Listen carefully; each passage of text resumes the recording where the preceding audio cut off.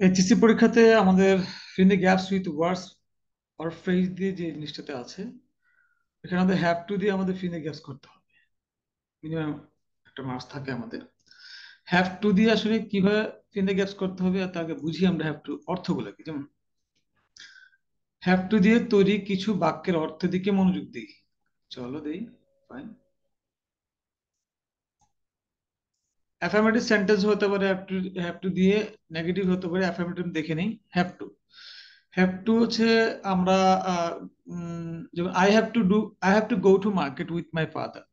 আমাকে আমার বাবার সাথে বাজারে যেতে হবে। যদি এই ঘটনাটা আমরা হ্যাভের জায়গায় হ্যাড দিতাম তাহলে হয়তো I had to go to market, আমাকে বাজার যেতে হয়েছিল উইথ মাই ফাদার, আমার বাবার সাথে। অর্থাৎ প্রেজেন্টে গেলে এটা হচ্ছে, আর যদি পাস্টে যাই আমাদের এই ধরনের হবে I had to go to market with my father, আমাকে আমার বাবার সাথে বাজারে যেতে হয়েছিল। এটাকে আমরা হ্যাভ টু কে ফিউচার করলে আবার আমরা উইল হ্যাভ টু দিতে হবে। ঠিক আছে। যেমন I will have to go to market with my father, আমাকে আমার বাবার সাথে বাজারে যেতে হবে। আবার সেক্ষেত্রে আমরা যদি সাবজেক্ট একজন থাকে তথা থার্ড পারসন সিঙ্গুলার থাকে, সেক্ষেত্রে আমরা আই আর ইউ ছাড়া সেক্ষেত্রে আমরা এখানে হ্যাভ টু জায়গায় হ্যাজ টু দিব।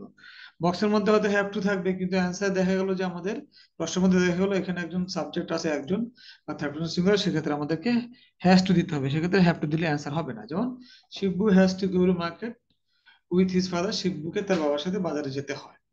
আচ্ছা, আবার নেগেটিভ হলে কি হবে ব্যাপারটা? যেমন I don't have to go to market with my father, আমাকে আমার বাবার সাথে বাজারে যেতে হয় না। আর যদি পাস্ট হইতো সেক্ষেত্রে আমরা জাস্ট এখানে ডিড নট দিয়ে দিলে আমাদের হয়ে যাবে I didn't have to go to market with my father, আমাকে আমার বাবার সাথে বাজারে যেতে হয়নি বা হয়েছিল না। এটাকে আমরা ফিউচার করতে গেলে জাস্ট আমরা এখানে উইল নট বা এর শর্ট ফর্ম ওন্ট দিব। I won't have to go to market with my father. Okay, এটা ইন্টারোগেটিভ সেটা দেখার দরকার নেই। পরীক্ষাতে আমাদের যদি হ্যাভ টু আসে তাহলে আমাদের এই মিনিং গুলো যদি আমরা ধরতে পারি তাহলে আমরা হ্যাভ টু দিয়ে অ্যান্সার করতে পারবো।